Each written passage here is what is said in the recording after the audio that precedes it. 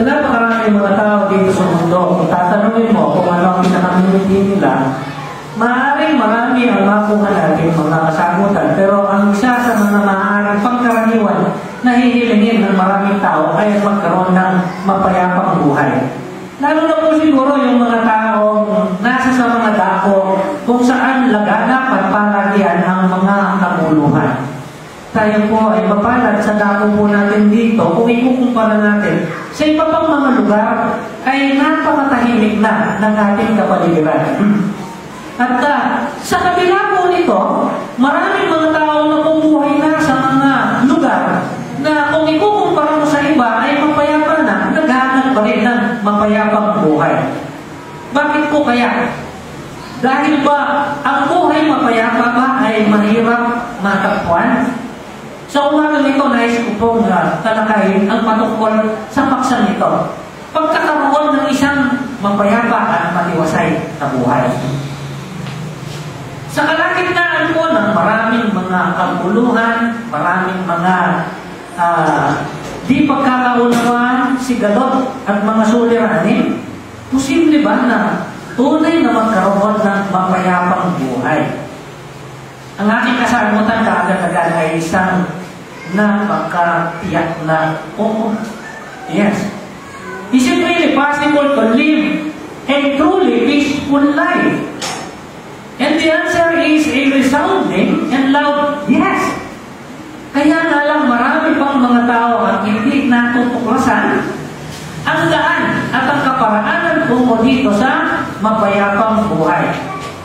After all, tayong mga Kristiyano ay tinatawag natin ang ating Panginoong Jesucristo bilang prinsipe ng kapayapaan. Maraming mga pagkakataon sa buhay ng Panginoong Jesucristo, sa kanyang pakikitagpo, sa kanyang mga alagad, ay binigyan niya ng mga pagbati na kagaya ng peace be with you. Maging ang kanyang mga alagad na nagsulat ng mga bahagi ng kasulatan na ginagamit natin ngayon. Marami ang nagpapasimula o kaya nagtatapos sa mga pagbati na kasama ang mga pananalitang grace and peace to you from God our Father and the Lord Jesus Christ. Sa mga tuwid, ang kapayapaan at ang buhay na payapa ay posibleng maganap sa mga tao, lalo na sa ating mga mananampalataya o mga Kristiyano. Sa totoo lang po, maraming mga tao, Kristiyano man o hindi, ang nagnanasa na makagawa ng kaparaanan upang magawang mapayapa ang ating mundo ito. Ang dami pong mga pagsusumakit at mga pagtatangka sa mga nagdaang mga panahon, hindi lang po nagdaang taon o mga dekada, kundi mga nagdaang mga siglo na ang ginagawa ng maraming mga tao, mga grupo o mga bansa para matamuko itong tinatawag na kapayapaan sa mundong ito upang ang mga tao ay mabuhay ng mapayapa. Pero tila baga napakalayo pa natin doon sa antikain o doon sa nasahin yun. Tumingin lang po tayo sa ating mga kapaligiran. Yung pinakamalapit ay makikita natin na malayo pa ang kailangan na lakbayin patungo doon. Hindi po lubusang mapayapa at matiwasay ang mga pangyayari dito sa mismong sarili nating bayan. Ano po? Sa mga dako po, probinsya ng timog ng Pilipinas ay patuloy na nagkakaroon ng mga labanan at kaguluhan.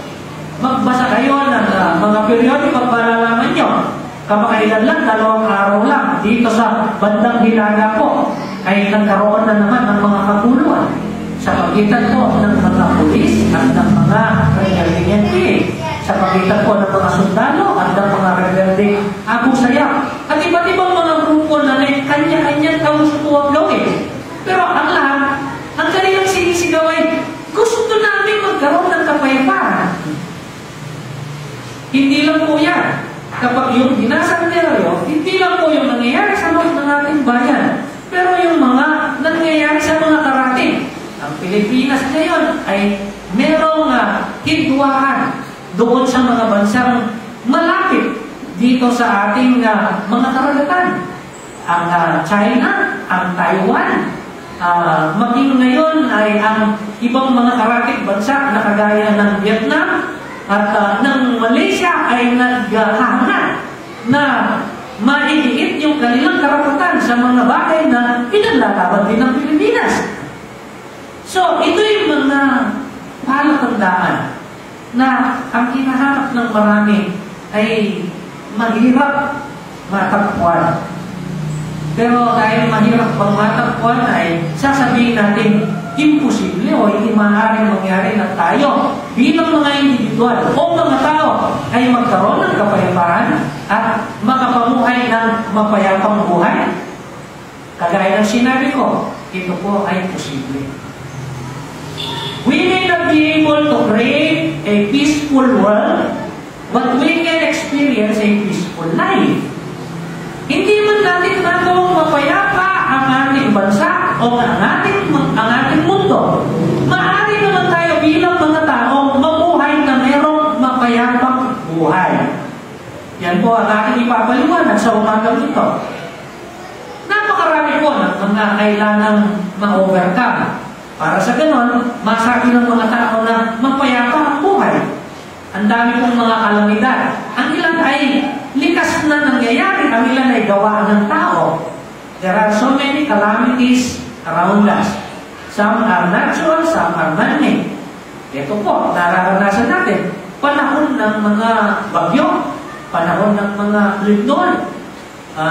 Maya-maya ay mayroong mga nangyayari na maaaring mga bagabang at mga ligali sa mga tao. Palagian ng mga babala na mag-iingat sa mga posibleng mga pangyayari na maaaring magdulot ng kasiraan o kawalan ng mga ari-arian, maging ng mga buhay. Yan ba'y matatawag natin mapayapa? Siyempre, mahirap tawagin mapayapa kapag ganyan ang sitwasyon. Hindi lang po yan. Marami po yung nararamdaman natin personal at sama-sama mga peligro, mga karamdaman, at iba-ibang mga bagay na nanggagaling kung saan-saan. Kapag ang mga tao ay nagkakaroon ng karamdaman, madalas, nagugulumihanan o napapagabag sila. Dahil doon sa nararamdaman, dahil doon sa iniisip na maaaring kahinatnan o hantungan ng kanilang nararamdaman, dahil doon sa gastusin, dahil sa napakarami ng mga bagay. Maging ang Panginoong Jesucristo, minsan ay nagsabi ng ganito, in this world, you will have tribulations. Siya mismo nagsabi sa John chapter 16, verse 33. Sa mundong ito, ay magkakaroon kayo ng mga bighati. So, paano natin ngayon may papamuhay yung bithiin natin na tinatawag natin matahimik, mapayapa, matiwasay na buhay? Ang Panginoong Jesucristo mismo nagsabi nun. Well, kahit siya nagsabi nun, siya rin ang nagbigay ng maraming mga pangako upang sa ganon, umasa tayo na ito'y ating mapagtatagumpayan. Yung babasahin ko po yung bahagi nun kung saan ginamo yung sinabi ng Panginoong Jesucristo. Ang sabi niya dito sa John chapter 16, dito po, sa verse 33, I have told you these things. John chapter 16, verse 33. So that in me, you may have peace. Sabi niya, sinabi ko sa inyo lahat ng bagay na ito upang sa akin magkakaroon kayo ng kapayapaan. In this world, you will have trouble.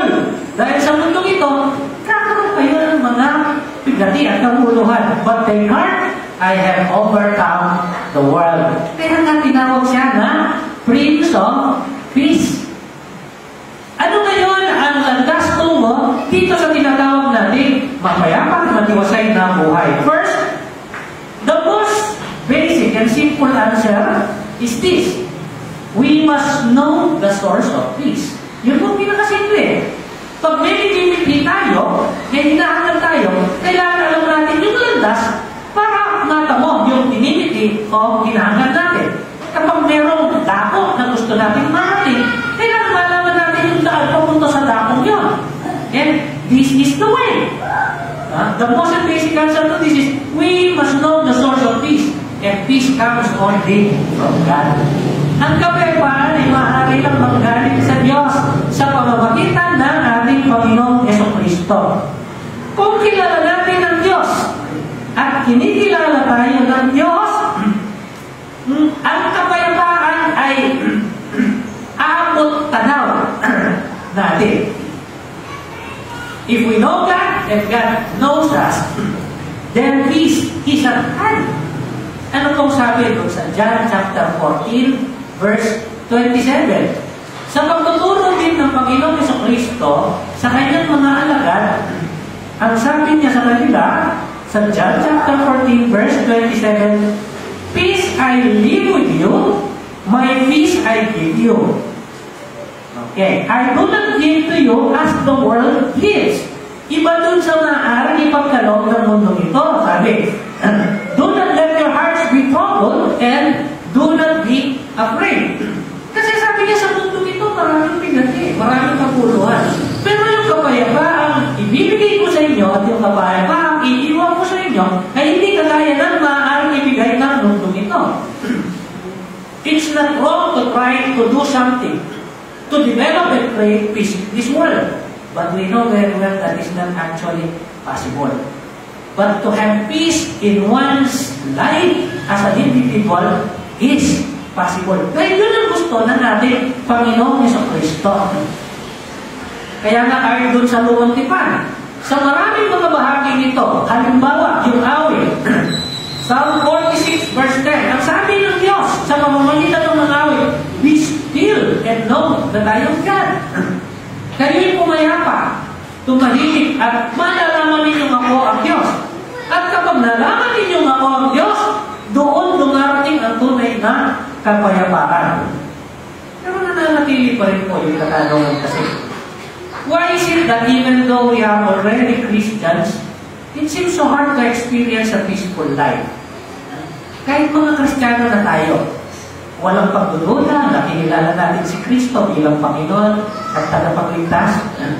Walang pagdududa na naintindihan natin yung ating ginawa. At may nakita na tayo mga ginawa yung mga pagbabago sa ating mga buhay. Pero hindi rin may tanggi na parang ganun napakahirap pa rin na maranasan ang isang mapayapang buhay. Palaging nagkakaroon ng mga pangyayari na parang bang nauudlo o kaya nagugulo yung matiwasay, matahimik at mapayapang takbo ng ating mga buhay. We cannot deny that. Wala pong tao, walang suliranin kahit mga Kristiyano. Kung minsan nga, ang sabi ng iba, kung kailan naging Kristiyano, doon na lumami yung suliranin. Kung kailan naging Kristiyano, doon lumami yung mga bigatin. Alam po ninyo, maraming mga katotohanan na nasa Biblia, palaging sinasabi ay tinatawag ng kapalit-tunaan. Sa English po, paradox. Para bang yung salangsang o hindi tugma doon sa normal na takbo ng iniisip ng isang tao sa mga normal na pangyayari. Kagaya ng sinabi ng Panginoong Jesucristo, ang nauuna ay mahuhuli at yung nahuhuli ay mauna. Parang kabaliktaran. Ang tunay na dakila ay yung likod ng lahat. Ganun din po ito. It appears that in the midst of this chaotic and this harmonious world, this world that is lacking in peace, that there is a possibility of peace within our hearts. So, ang ikalawang importanteng bagay na kailangan natin malaman, yung una, yung kailangan alam natin yung pinanggagalingan ng kapayapaan. Ang Diyos lang sa pamamagitan ng Panginoong Jesucristo ang makapagbibigay ng kapayapaan upang makapamuhay tayo ng mapayapa. Pero kahit na nasa sa atin na ang Panginoon, nagkakaroon ng kabuluhan pa rin ang ating buhay. Bakit? The next important thing to know is that God gives peace, but we have to live the peaceful life. Ang nagbibigay ng kapayapaan ay ang Panginoon, pero tayo yung mamumuhay dun sa mapayapang buhay. He cannot live the peaceful life for us. We have to live it. Ibinigay na niya sa atin yon, kailangan ipamuhay natin yon. We have to experience that peace. Ito po isang kantong kaligtasan na ipinagdalog sa atin dahil sa ginawa ng Panginoong Jesucristo. Nung tanggapin natin siya, ibinigay na yung kaligtasan sa atin. Pero kailangan ipamuhay natin yung kaligtasan yon. Para kung mas maintindihan natin, babasahin ko po yung isang bahagi ng sinulat ni Apostol Pablo dito sa Philippians chapter 2, dito po sa verse 12. Ang sabi po ni Apostle Paul, pansinin po ninyo, ang Philippians, palagi kong pinapaalala sa inyo, ay isang sulat ni Apostol Pablo nung siya ay nakabilanggo sa maling mga parata. Humigit kumulang ay mga 6 na taon na siyang nakabilanggo. Magmula sa Jerusalem, papunta doon sa Caesarea, pagkatapos dito sa Roma. At habang siya'y nakabilanggo, sinusulatan niya ang mga mananampalataya sa iba't ibang mga dako. Isa ang mga sulat niya sa mga taga-Pilipos. Ang sabi niya sa Philippians chapter 2 verse 12, dahil nawakay siya sa kanila dahil sa kanyang kalagayan. Therefore, my dear friends, as you have always obeyed, not only in my presence, but now much more in my absence, ang sabi po niya, continue to work out your salvation with fear and trembling. Ipamuhay ninyo yung inyong kaligtasan. Bakit po? Ang sabi sa verse 13, for it is God who works in you to will and to act according to His good purpose. Hindi ibig sabihin dito, na ipaliwanag ko na noon, na kailangan natin trabahuhin yung kaligtasan natin. Dahil hindi natin kaya trabahuhin. Tinrabaho na ng Panginoong Jesucristo. Kaya sabi niya, for it is God who works in you. Ang ibig niya sabihin, ilabas natin sa ating mga buhay. Hayaan natin, ipamuhay natin yung kaligtasan. Isinilid ng Panginoong Diyos ang kaligtasan sa atin, kailangan ipamuhay natin yung buhay ng isang tao niligtas. Ganun din po, sa tao ng pagiging ligtas ay yung kapayapaan ng Diyos. Isinilid sa atin yung kapayapaan, siya ang nagbigay, pero tayo dapat mamuhay sa kapayapaan. That is the problem of some people. They already have received salvation together with the peace of God, but they do not live in peace. Hindi nila na ipapamuhay. Sa pamamagitan nito nawa ay mapaalalahanan tayo kung paano magkakaroon ng pagpapatuloy yung kaganapan nito sa ating mga buhay. How then can we live the peaceful life? How then can we live the Christian life? Ang kasagutan ko po dito ay dalawang bahagi. Hindi ito ang lahat ng maaaring mabanggit patungkol sa paksang ito. Pero sasapat po itong dalawang ito na galing sa iisang sulat ni Apostol Pablo. Most of what I will share to you comes from the same letter, the letter to the Philippians. Kung napansin po ninyo at binasa ninyo, ang Philippians tinatawag na letter of joy. At when there is joy, there is peace. Kaya maririnig nyo, o mababasa ninyo, maririnig palagi, binabasa nito yung mga pananalitang rejoice in the Lord always. Yung mga pananalitang joy. Sa kabila ng anong kalagayan ni Apostol Pablo, nakabilang po siya. Wala siyang katiyakan kung ano kahihinatnan ng kanyang buhay. Maaaring anumang oras, siya ay patawan ng parusang kamatayan. Kaya nga, doon sa unang bahagi, ay kanya nang sinabi, dahil sa posibilidad na maaari siyang mamatay, sabi niya, for me to live is Christ, and to die is gain. Sa kabila nito, mababaraan sa kanyang buong sulat at sa kanyang mga sinasabi, sa kanyang mga sinusulatan, ang isang buhay na nasa kalagitnaan ng peligro at walang katiyakan ng mga pangyayari, pero punong-puno ng kapayapaan ng kagalakan. He was actually living the peaceful life. And we can learn from him. How then can we live the peaceful life? Ang pinagagalingan nito ay ang Panginoon isinilid sa atin, kailangan natin ipamuhay. We can live it in two ways. Ang mga sirkumstansya ng buhay maaaring mahirap. Maaaring magiging mas mahirap pa kaysa dati. Pero ang tao ay ay maaaring makatagpo ng kapayapaan sa kanyang kaloob-looban. Hindi sa sirkumstansyang nangyayari sa kanyang buhay. Ito po ang sinabi ni Apostol Pablo. Kapag pumunta kayo sa Philippians chapter 4, verse 10 hanggang 13, ang sabi po ni Apostle Paul, dahil po sa kanyang pagkabilanggo, sa pagmamahal sa kanya ng mga pinaglingkuran niya sa Pilipos, pinadadalan siya ng mga kaloob na magagamit niya habang siya'y nakabilanggo. Hindi ko alam kung pagkain o pananalapi. Dahil sa kanyang pagkabilanggo, siya po yung magbabayad dun sa tahanan. Under house arrest po siya. Siya na nga yung nakabilanggo, siya pa yung nagre-renta doon sa itinuturing na bilangguan niya.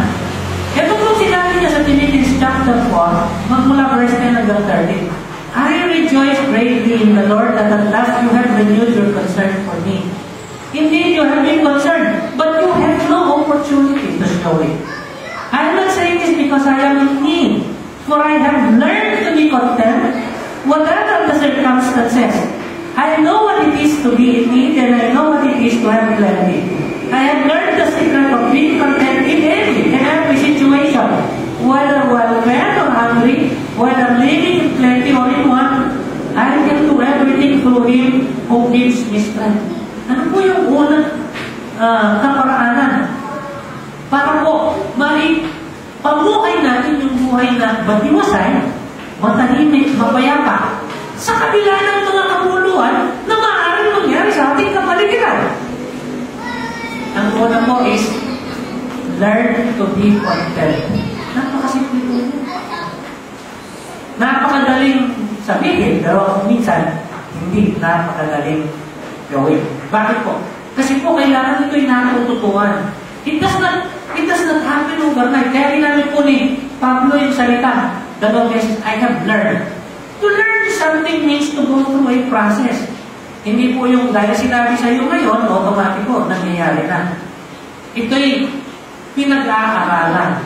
Okay. Natutuhan ko na ang magkaroon ng kasiyahan sa anumang ating kalagayan. If we want to live the peaceful life, we have to learn to be content. Kagaya ng nasabi ko, si Pablo, nakabilanggo, walang katiyakan kung ano yung kahinat na ng kanyang buhay. Pero siya na nakabilanggo, siya ngayon yung nag-i-encourage doon sa nasa labas na kung iisipin mo mas maganda yung circumstansya at katayuan sa buhay. Kasi malaya sila, nakakapagtrabaho sila, marami silang nagagawa.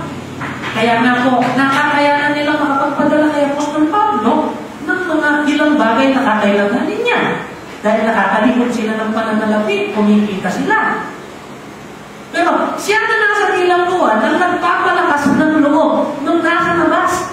Bakit? Dahil nararanasan niya, ipinamumuhay niya yung matiwasay at mapayapang pamumuhay. He was giving them the assurance of peaceful life. He who was in prison, and they who are free outside with better circumstances than what he is going through. In effect, he is telling them, live the peaceful life. Maiksi po yung buhay. Hindi po natin dapat sayangin sa kagulumihanan, sa kabagabagan, at sa maraming mga bagay na hindi po makakatulong sa ating buhay pananampalataya. Pero paano? Kasi napakagaling sabihin ng learn to be content eh. Pero dito, binigyan tayo ng mga palatandaan ni Apostol Pablo kung paano natututuan yung pagiging kontento. Kasi sabi niya, alam ko ang magutom, alam ko ang mabusog, alam ko magkaroon ng pangangailangan, alam ko magkaroon ng kasalanan. How can we be content? There are two ingredients naman dito na makikita natin dito sa sulat ni Apostol Pablo. Basahin natin yung ilang mga talata na sinabi na niya bago pa ito. Hatos tayo doon sa Philippians chapter 4, verse 4 hanggang verse 7. Ang sabi naman niya dito, rejoice in the Lord always. I will say it again, sabi niya. Baka akala nila nagkamali siya. Maging masaya kayo. In effect, he's also saying, maging mapayapa kayo, maging matiwasay kayo. Ulitin ko, maging masaya, maggalak kayo. Verse 5, let your gentleness be evident to all, the Lord is near. Verse 6, do not be anxious about anything, but in everything by prayer and petition with thanksgiving, present your requests to God. At ano po yung pangako niya na may bumunga doon? Hindi niya pinangako na lahat ng gugustuhin natin ay makukuha natin. Pero anong sabi sa verse 7? And the peace of God which transcends all understanding will guard your hearts and minds in Christ Jesus. Ito yung garantiya. At ang kapayapaan ng Diyos na isukat maunawaan ng ating mga normal na pangunawa ang siyang mag-iingat sa inyong mga puso't kaisipan sa pamamagitan ni Kristo Jesus. Dito natawalo yung dalawang sangkap ng pagiging kontento. Ano po yun? Una, trust God in everything. That's so simple. Sabi niya, huwag kayong magulumihanan o magulamag sa anong bagay mo. Sa lahat ng bagay. Ha? Inyong ihayin sa Diyos ang inyong mga pangangailangan, ang inyong mga kagustuhan. Trust God in everything. It boils down to the most basic, returning to what is most important. Ang ibig niya sabihin sa lahat ng bagay, ipagkatiwala ninyo sa Diyos ito, sa lahat ng bagay, ang inyong pagtitiwala ay panatilihin yung nasa sa Diyos. Trust God and not in His blessings. Maraming mga tao po, ano kung masama sa blessings dahil gusto natin lahat na magkaroon ng blessings. Dapat nga tayo humingi ng blessings. Pero yung mga tao, they do not realize sometimes their trust is no longer on God, but on the blessings of God. Their focus is no longer on the giver, but on the gifts. Kaya hiling ng hiling, hiling ng hiling. Wala namang masama sa paghiling. Pero kung minsan, yung laman ng isip at puso ay nandoon sa hinihiling, hindi doon sa pinanggagalingan ng mga kalmo para sa kahilingan. Eh paano kapag wala yung blessing? Shall we lose our trust in God? Eh mangyayari? Ano mangyayari? Babalik doon sa magulong buhay. Wala yung blessing eh. Kulang kami ng ganito, kulang kami ng ganyan. So, peace is suddenly gone. Wherein, anong sabi niya? Kapag iyong inihayin sa Panginoon niya, anong kasagutan? And the peace of God that transcends all understanding will guard your hearts and mind through Christ Jesus. Yan ang sasangkap ng contentment. Trusting God in everything. Present to Him your prayers, your petitions, your requests. Ihayin natin sa Kanya. And let Him be God. Yung kakambal po nito, ninaktawan ko kanina, nakaipit ko. Sabi niya doon sa, do not be anxious about anything, but in everything, by prayer and petition. Ito po yung pangalawa, with thanksgiving. Present your requests to God. Yung una pong sangkap ng matuto tayong magkontento, masiyahan, ay yung trusting God in everything. Yung ikalawa po ay yung thanking God in everything. Lalo po ninyo, pareho silang letter T. Trusting God in everything, and then thanking God in everything. Ang isip po sabihin, magbilang po tayo ng mga blessings. Count your blessings. Meron po mga tao nakafocus ng masyado doon sa blessings na gusto nilang dumating. Nakakalimutan nilang magpasalamat dun sa blessings na dumating na, nasa sa kanila na. Some people tend to focus on blessings they want to receive. Yung wala pa.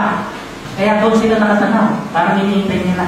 And yet, ang dami ng mga blessings na nasa paligid nila na tinanggap na nila. We must learn to count our blessings. Kamukha nga ng sinabi ko, na kapag kapit ka ngayon ng umaga, that is already a blessing.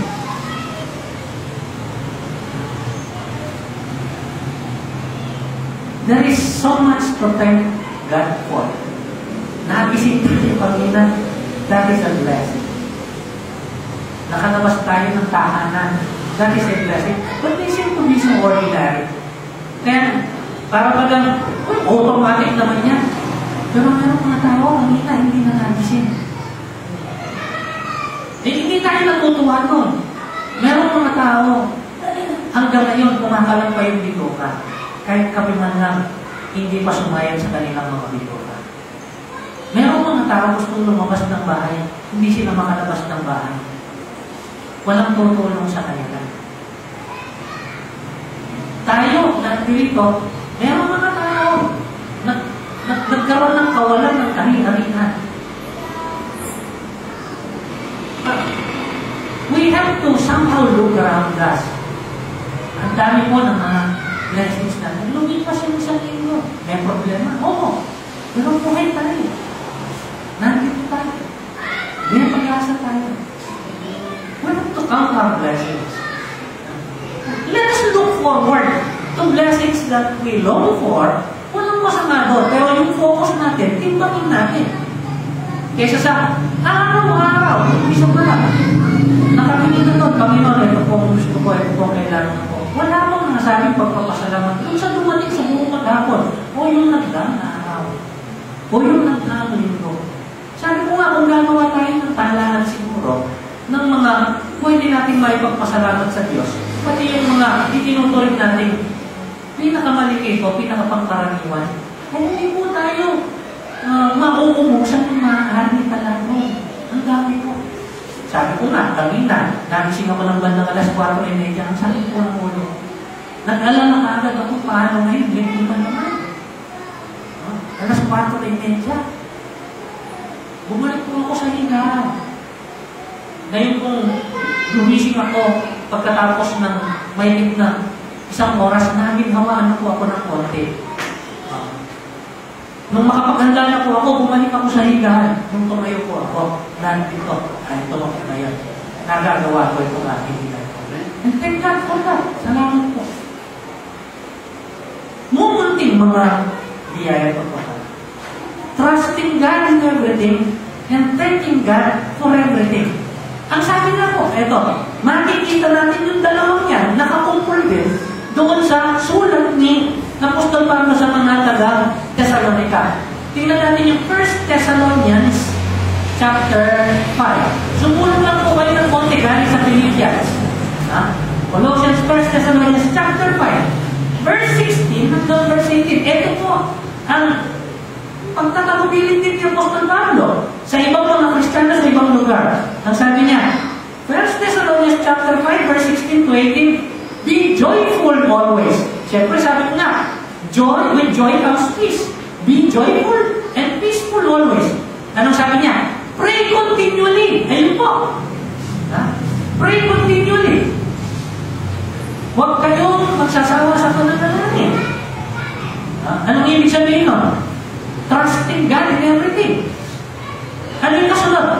Give thanks in all circumstances.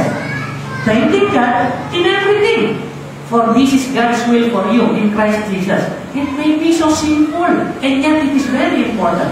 Some of the most important things in life are some of the most simple. It's just that we have to live them. Ipamuhay po natin yan. Learn to be content. We can only be contented. We can only learn contentment when we trust God in everything and thank God in everything. Inuulit ko po, sinabi ko na ito, kung mayroong masamang nangyayari, hindi tayo nagpapasalamat na may masamang nangyayari. Kung nabalihan ka ng buto, hindi mo sabi, salamat po Panginoon, nabalihan ako ng buto. Hindi po. Salamat po Panginoon, kahit nabalihan ako ng buto, buhay pa ako. Salamat po, may pag-asa po, gumaling ako. Salamat po. At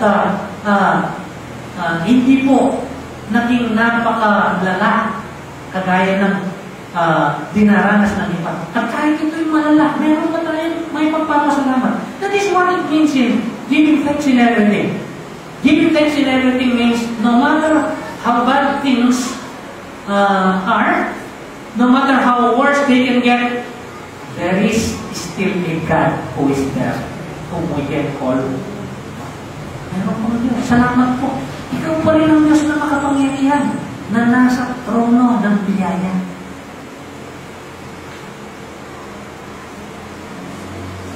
We live in a world abounding in wealth and advancement in material things and technology. Laganap po yung kasaganahan sa mundo eh. Hindi nga lang pantay-pantay yung pagkaka-distribute nito. And yet, kapos na kapos sa kakontentuhan sa napakaraming mga tao.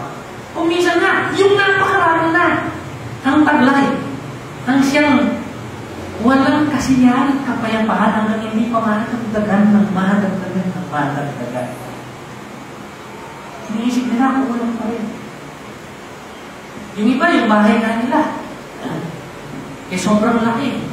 Kahit magtakbuhan sila doon ng maghapon, hindi nila, pag naisip nila, kulang pa ng ganito dito, kulang pa ng ganito dito, kulang pa. Ang dami pa ang kulang na kanilang nararamdaman. Pero ang tawang kontento, kapag nakita niya yung kanyang kalagayan, hindi masama na magagad siya. Pero nasasabi niya, salamat po Panginoon, meron na ako. Makakaasa po ako na hindi ka magsasawa na kung kakailanganin ko pa iba, ay maaari mo akong pagkalooban dito. Learn to be content. Pero ito po pangalawa, sabi ko dalawa lang ang ibabahagi ko. How can we live a peaceful life? Learn to be content. It has two components. Trust God in everything and thank God in everything. Pero yung dalawa, baka maging natin. The first one is learn to be content. The second one is learn to be discontented. Parang magkaiba ko. Sabihin, akala ko bang kailangan matuto tayo mga kontento. Pero ngayon, kailangan matuto tayo mawala ng pagkakontento. Bakit? Ayun po kawalan ng pagkakontento ay sa kakaibang sangkap naman ng ating pagkatao. The discontentment I refer to is not about material things. Dahil madalas, ang kakulangan ng pagkakontento ng tao ay sa mga material at pisikal na mga bagay. Pero ang kawalan ng kakontentuhan na sinasabi ko dito ay may kinalaman sa isa pang sangkap ng ating pagkatao. Alam po yun? Yung spiritual. We must learn to be contented in the material and physical aspect of our lives. But we must also learn to be discontented in the spiritual aspect of our life. In the sense that we must continue to desire to go beyond where we are spiritually. Ang ibig sabihin, para magkaroon tayo ng isang buhay na matiwasay at mapayapa at magpatuloy ito, kailangan na nanatili yung ating nasahin na tayo ay makalampas pa ng higit kaysa pangkasalukuyang kinalalagyan ng ating spiritual na buhay. We must learn to be discontented. Saan natin makikita ito? Balik tayo sa Philippians, chapter 3, verse 12 hanggang 17. Ano sabi ni Apostol Pablo? Ang sabi niya sa chapter 3, verse 12, not that I have already obtained all this, or have already been made perfect, but I press on to take hold of that for which Christ Jesus took hold of me. Hindi sa naabot ko nito, o ako'y ganap na.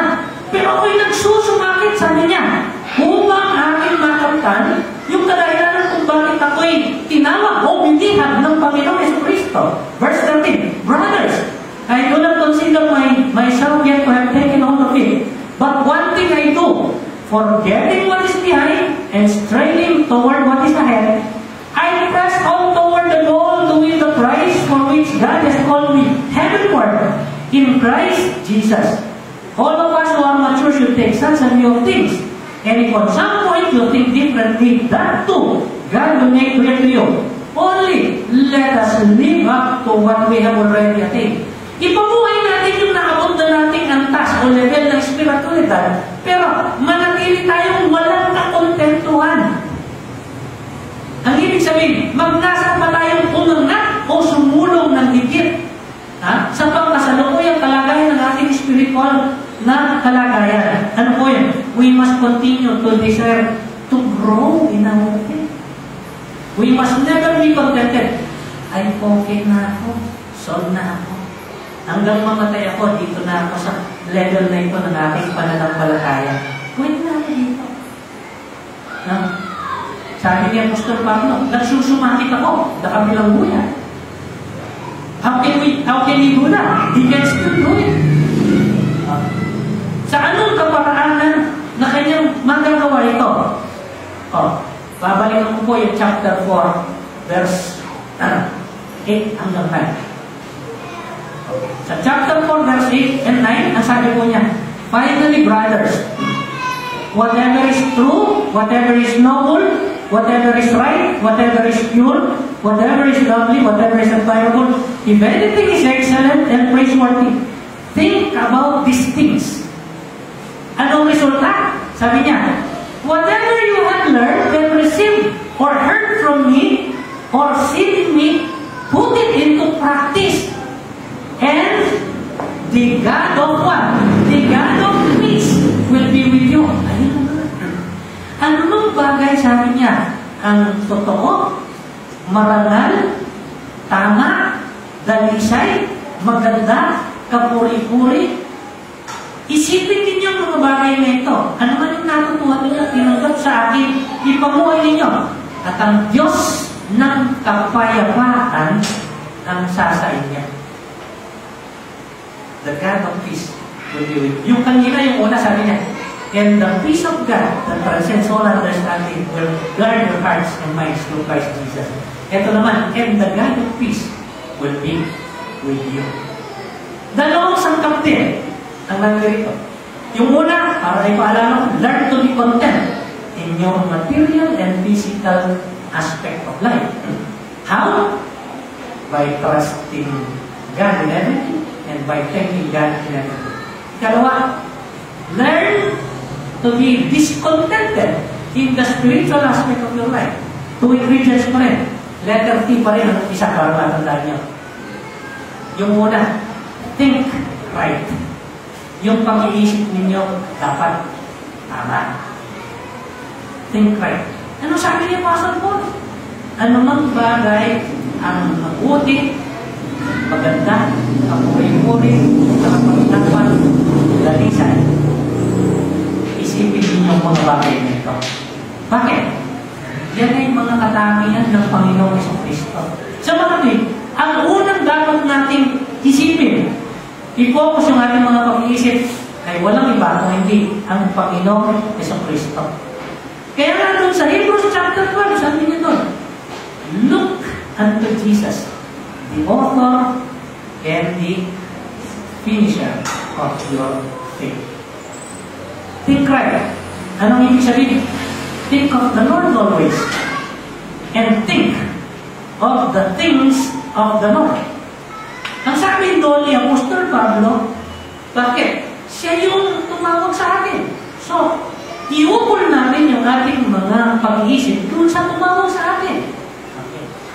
Pagkatapos, isa-isip natin yung lahat ng mga mabubuting bagay na kapag sinuri natin, lahat ng ito'y mga katangian ng Panginoong Jesucristo. Whatever is true, sino bang totoo? Ang Panginoong Jesucristo. Whatever is noble, sino bang noble? Ang Panginoong Jesucristo. Whatever is right, sino bang right? Ang Panginoong Jesucristo.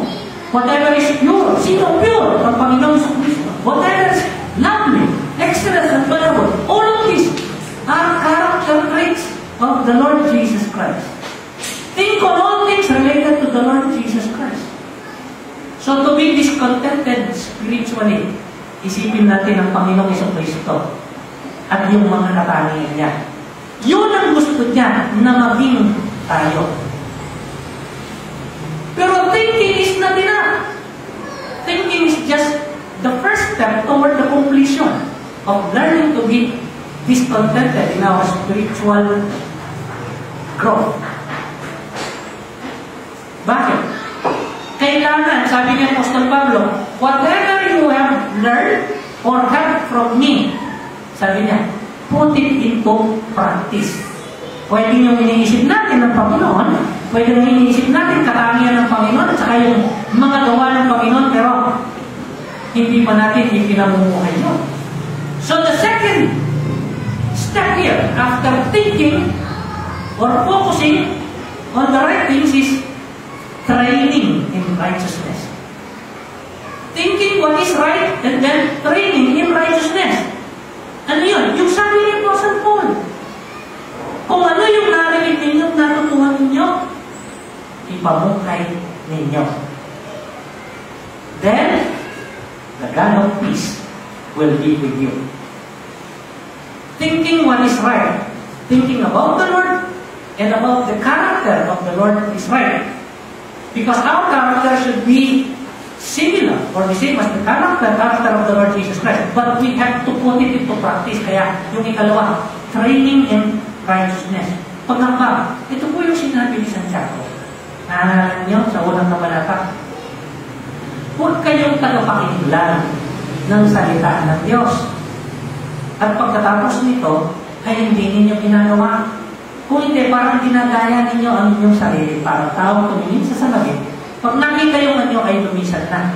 Ngunit, sabi niya, ang nakikinig sa salita ng Diyos at pagkatapos ay isinasapamuhay nito, ay siyang taong magtatagumpay sa lahat ng kanyang ginagawa. Then the God of peace will be with you.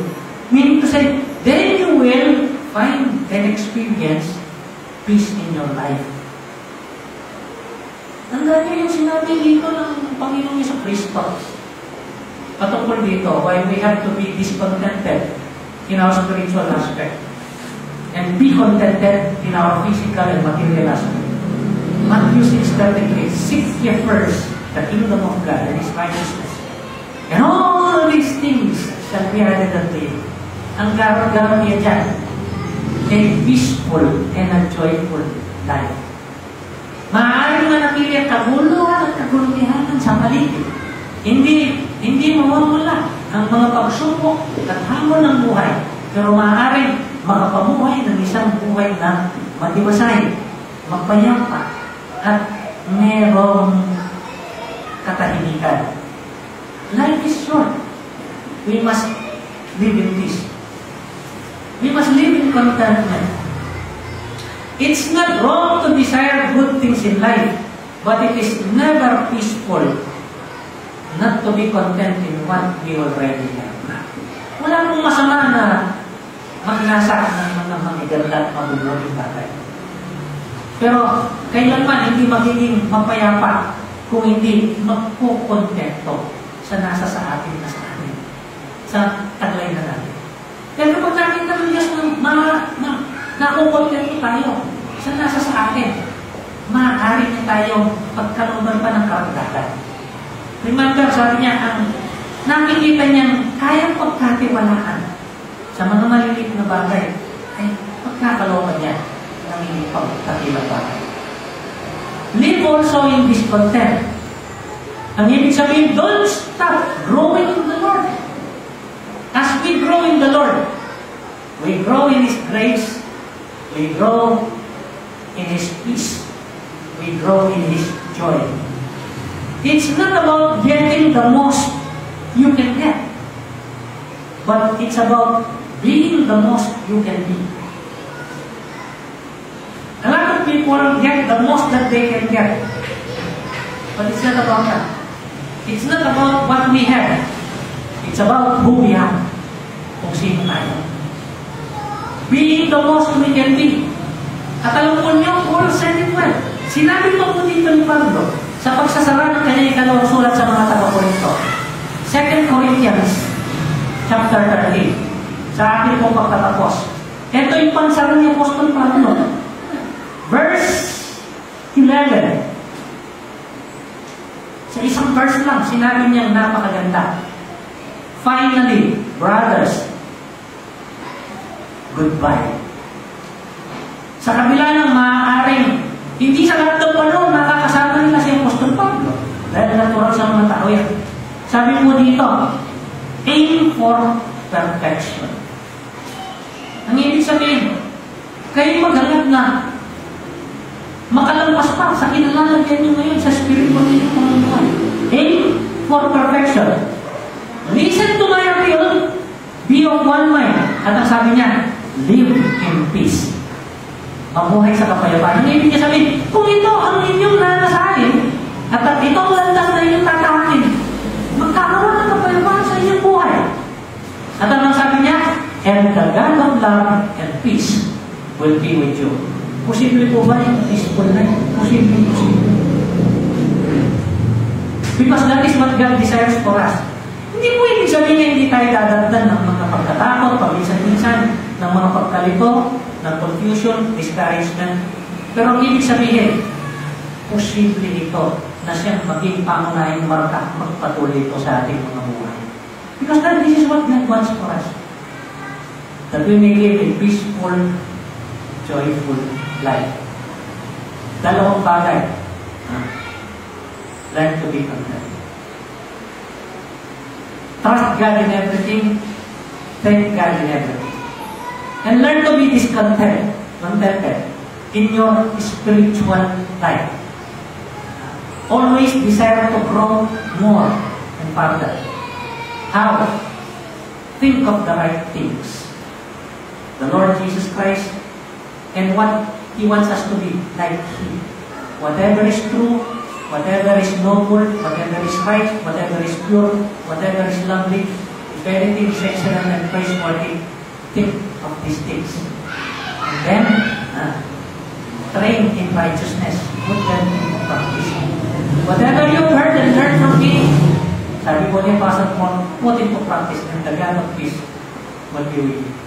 Nawa, yung pong pangako ng Diyos, matupad sa ating mga buhay. Alam ko po, mula nang nakilala natin siya, napakalaki na ng sukat, ng kagalangan at kapayapaan na nagpasimula sa ating mga buhay. Pero tandaan po nyo, we can learn to live in peace and then we can be confused also. We have to continue to live in peace. We can learn to be content, and yet at one point, we lose our contentment. We have to relearn to be content. We can grow spiritually, and yet come to the point of being too satisfied and complacent and stop growing. We must strive like Paul to grow up. And then, we can say, at the end of our lives, ang sinabi ni Paul, I have fought the good fight, I have finished the race, I have kept the faith. In a sense, he said, I have lived in peace, and I can depart in peace. Dahil po, ay nanalangin at magpasalamat. Salamat po sa kilang Diyos. Hindi namin natatakbo ng buhay na mapayapa sa kahit anong kaparaanan liban sa pagkakilala namin sa iyo. Salamat po kami na magmula na ikaw ay aming makilala, nagkaroon na ng napakalaking pagbabago sa aming mga buhay. Nagpasimula ng isang matiwasay, mapayapa, at buhay na may kaganahan. Ngunit napakarami pa rin ang nagiging sagabal at yan ay magiging sangkap ng buhay sa aming kapaligiran habang kami nandirito. Ngunit kami naniniwala sa iyong mga pangako na kaya mo kami itawin. Ikaw na nagpasimula ng mabuting bagay sa aming mga buhay ang siya magpapakita ng ito. Yung ubigan ng the good work in us will bring into completion of our Lord Jesus Christ. Salamat po, magpatuloy sana yung buhay na mapayapa at patiwasay ng ibig na taglay namin ngayon. Alam namin darating ang mga pagkakataon na kami makakaranas ng mga kalituan at kaguluhan. Ngunit kami po'y humihingi ng tulong upang ito aming mga magtagumpayan. Tulungan mo po kami matutong magkontento kami. Tulungan mo po kami na magdepende ng lubos-lubosan sa iyo. Hindi lang sa mga biyaya ng nagkaisip. Sa iyo, aming Panginoon, aming Diyos, aming Ama. Tulungan mo po kami maging mapagpasalamat. Salamat po. Salamat sa buhay namin, sa buhay na walang hanggan. Salamat po sa napakaraming mga biyaya at taglay natin ngayon. Salamat sa mga ibibigay mo pa sa amin, O Diyos. Ano man po ang mga ito. Alam namin kapag nanggaling sa iyo, ito'y mabuti. Ito'y maganda. Ito'y magiging kapakipaginawa. Salamat po. Tulungan mo po kami huwag makontento na masyadong masingan sa naabot na namin. Kundi, nasayang pa namin dahil itong nasayang mo sa amin na umangat at sumulong sa aming buhay spiritual. Baguhin mo pa kami, aming Panginoon. Hubugin mo pa kami sa aming mga pagkatao. Isang puso namin at isa-isip, ikaw ang aming Panginoon na ligtas sa amin. Ikaw ang aming uwaran. Ilagay mo sa aming mga puso kaisipan na nais mo na magdagdagan pa ang aming pagkakawangis sa iyo. Tulungan mo po kami na hindi lang po isipin ang gusto. Ikaw at ang mga bagay na gusto mong mangyari. Kundi, ito po ay aming isa pa buhay. Train us in righteousness. And then, we will truly be in peace. Maraming salamat po. Ang iyong biyaya, ang iyong pagpapala, ang igawad mo sa amin sa lahat ng panahon. Ito po ang aming kalamin. Kalaki po namin pagpapasalamat sa pangalan po ng Panginoong Jesus. Amen. Amen.